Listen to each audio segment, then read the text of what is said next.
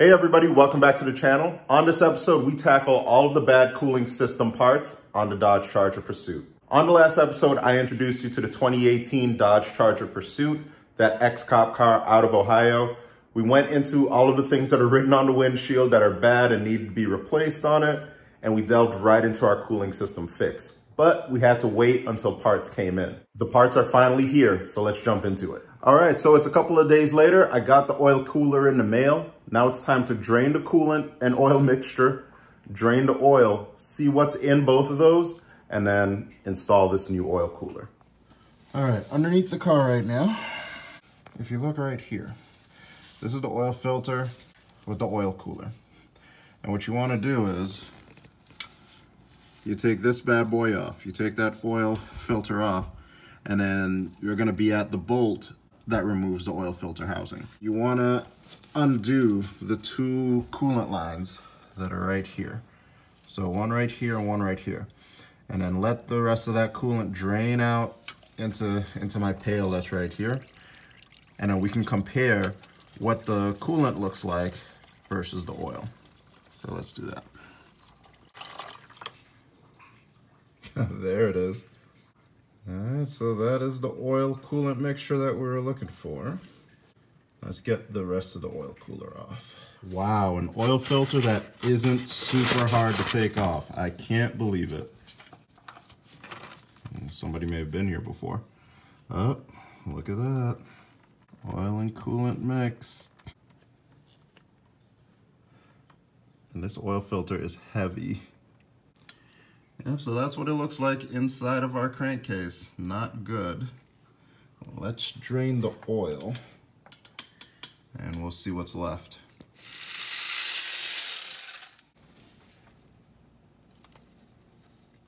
Okay, so here we are.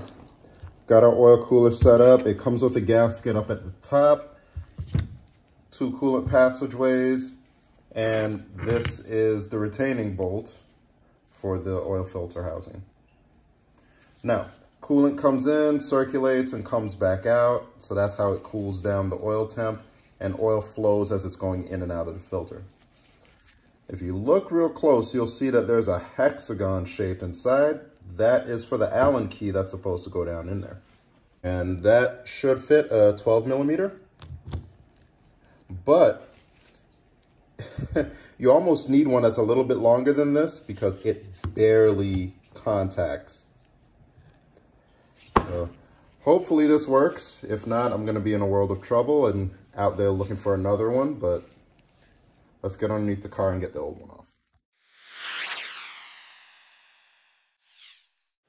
So unfortunately, my old M12 did not cut it. So I went over to Harbor Freight and I got a new one. So something really long enough to mess around with this oil filter housing. And this entire set cost me $29.99. It goes all the way up from 6 to 19 and is impact rated, so it's going to be really strong. Let's get to it.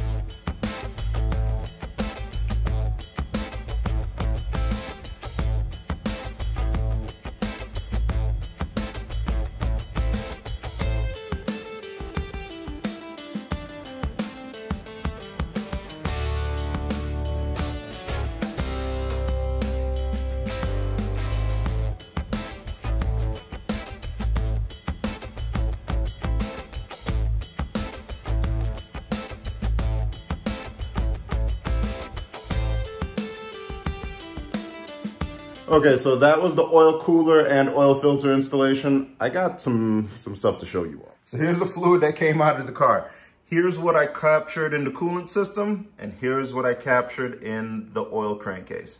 And the consistency, it's still pretty slick like oil, but you can tell it's lighter than it should be. So there is water mixed in.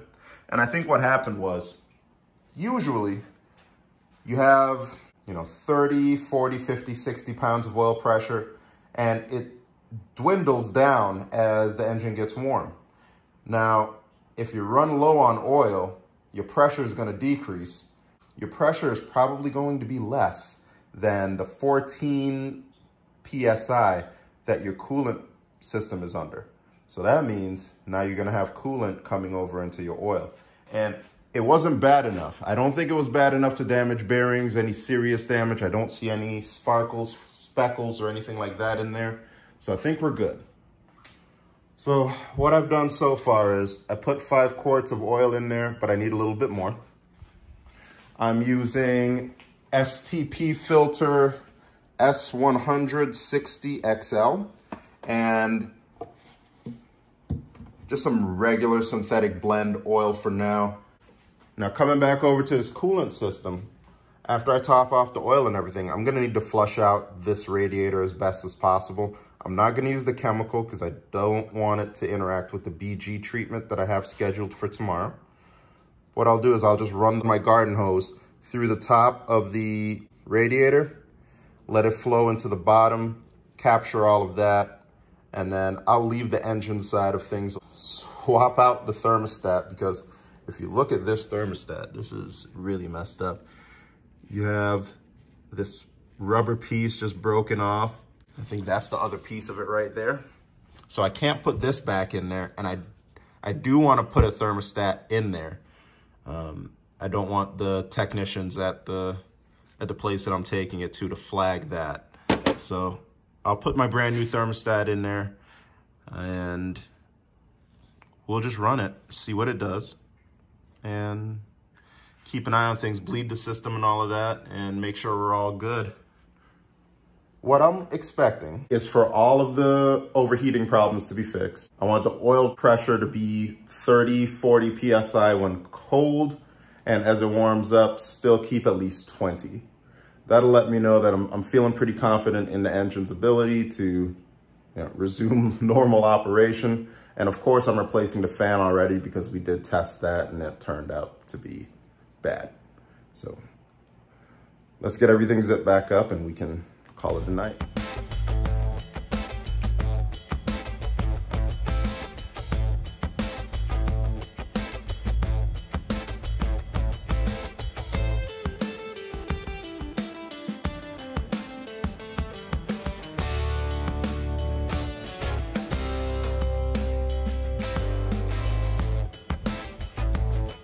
All right, so to catch you up, I've got my thermostat inside there. I got my bolts rung down. I've got my coolant fan in, and I got the bolts zipped up, so we're good there. So I'll put back the intake right here, fill up the coolant with water, since I'm gonna go and have it flushed tomorrow, and then should be ready for first start.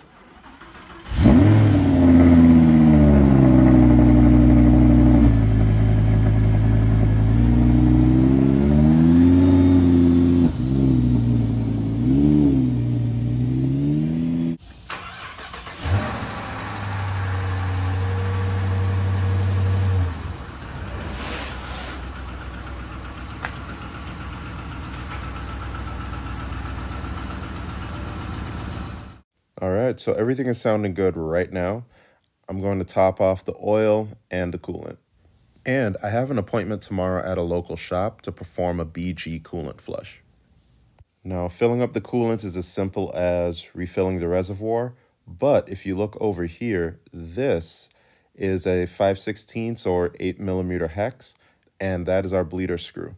So if you look right here, that's the thermostat, and over here is right behind the thermostat, and as you fill up the coolant reservoir, you would expect coolant to flow through the engine, flow through the heater core, and then come up to this bleeder screw. That'll remove all of the air out of the system, and you do this before you start the car. Because of the sludge, I need the water pump's help in pushing fluid along, so I'm going to unscrew this and let the engine run while it pressurizes the system and pushes water out through the bleeder hole. Once I start to get a steady stream, that's what I'm looking for, and then I can start to button back up that system and call it bled.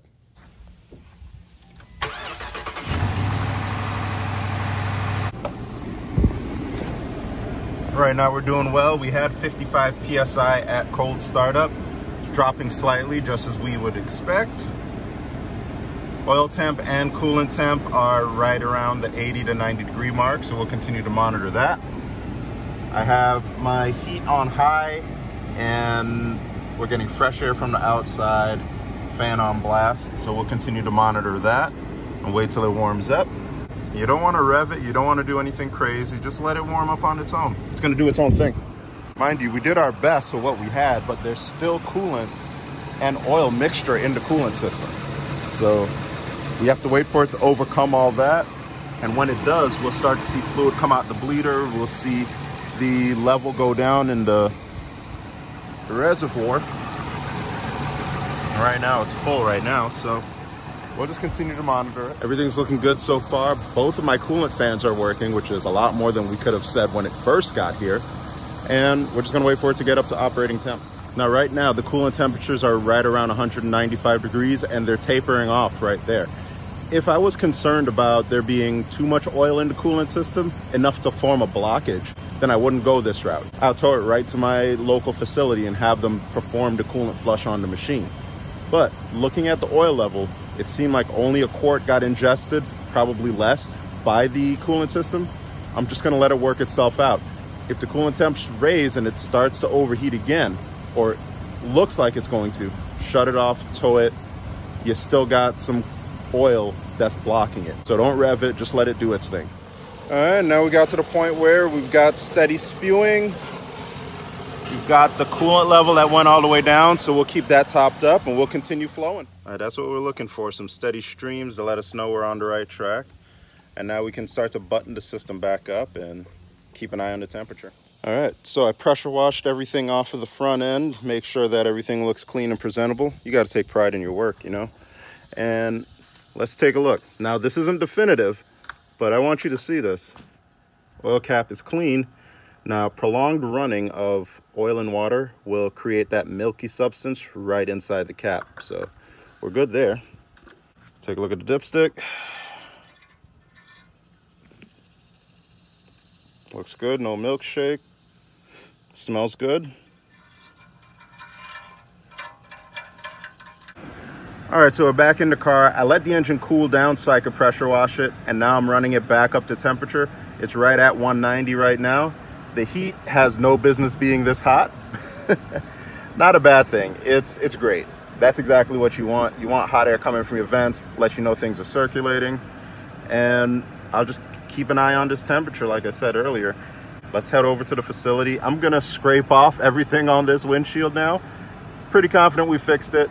I don't want them looking at this and getting any ideas on what they want to charge me. So seems like it's running just fine. So I'm comfortable taking it on a longer drive and we can finally get it repaired. All right, so we're a little bit of a ways into the drive and everything is going well. Coolant temperature is staying right around 205 degrees. So we're just gonna continue on. We're almost there.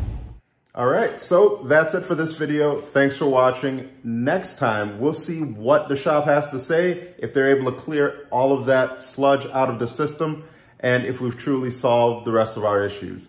Now, I'm filming the video for the 87 Turbo T right now, so that will be the next video to come out, and then I can show you a little bit more on what's in store for the Pursuit Charger.